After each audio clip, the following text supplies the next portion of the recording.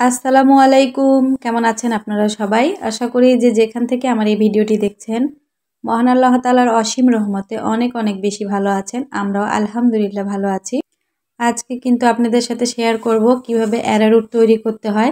১ লিটারের একটা বোতল দিয়ে এই হাঁড়িটাতে আমি কিন্তু ৪ বোতল পানি নিয়েছি, মানে ৪ লিটার পানি আছে।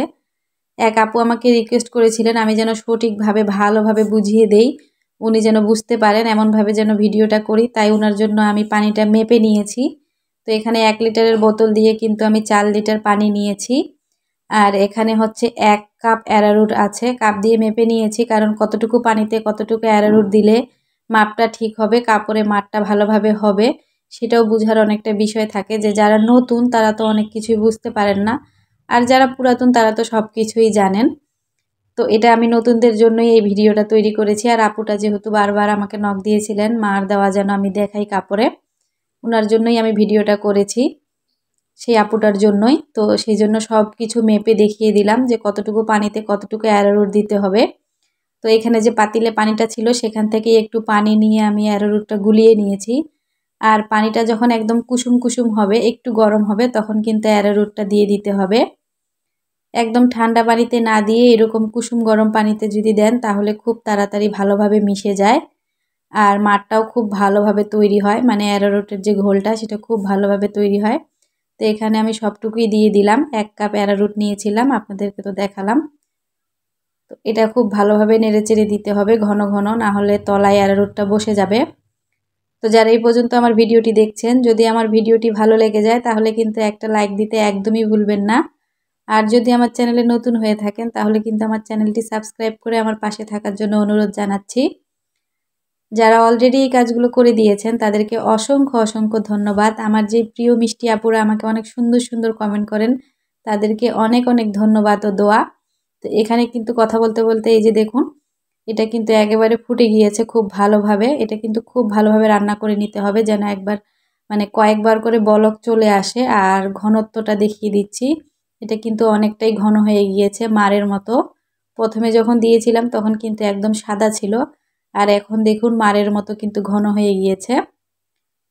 আর এখানে এই যে আমি একটা সুতি কাপড় দিয়ে কিন্তু এটা ছেঁকে নিয়েছি ঠান্ডা হওয়ার পরে। যখন ঠান্ডা হয়ে যাবে তখন একটা সুতি কাপড়ের সাহায্যে কিংবা ছাঁকনির সাহায্যে আপনারা এটা ছেঁকে নিতে পারেন। এরপরে আমি যে কাপড়গুলো ধুয়ে রেখেছিলাম সেগুলো কিন্তু এর মধ্যে দিয়ে দিব।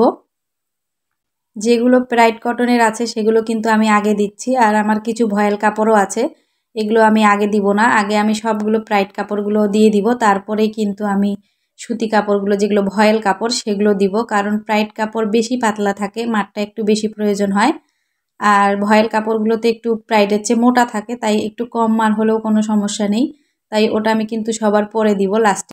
ভয়েল কাপড়েও কিন্তু হালকা করে মার দিলে কাপড়ের উজ্জ্বলতা বেড়ে যায়, আর কাপড়টা কিন্তু আয়রন করার পর দেখতে সুন্দর লাগে।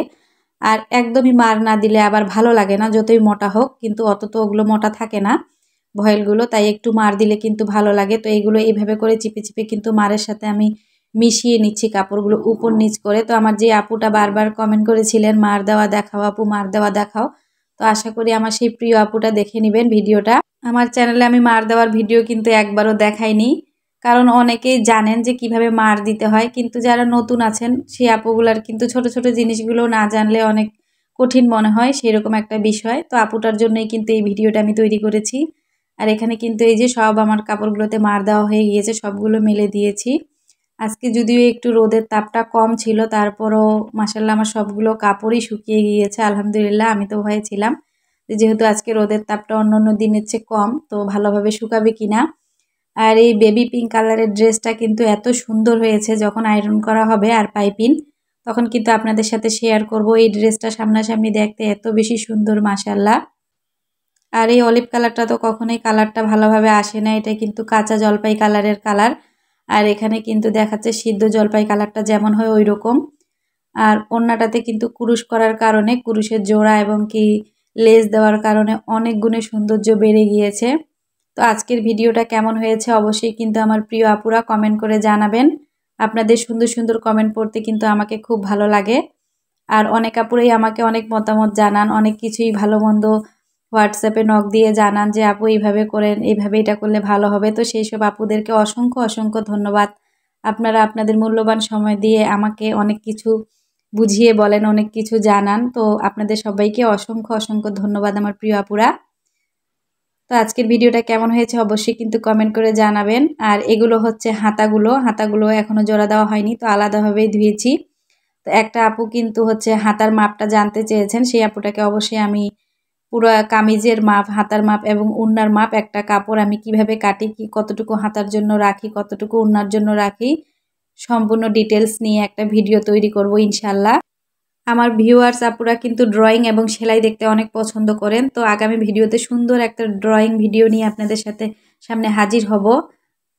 সুন্দর একটা নতুন ডিজাইনের ড্রয়িং করেছি, তো সেই ভিডিওটা আপনাদের সাথে শেয়ার করব আগামী ভিডিওতে ইনশাল্লাহ। তো এখান থেকে বিদায় জানাচ্ছি। সবাই ভালো থাকবেন, সুস্থ থাকবেন। মহান আল্লাহ তাআলা আমাদের সবাইকে ভালো রাখুন, সুস্থ রাখুন। আসসালামু আলাইকুম, আল্লাহ হাফেজ।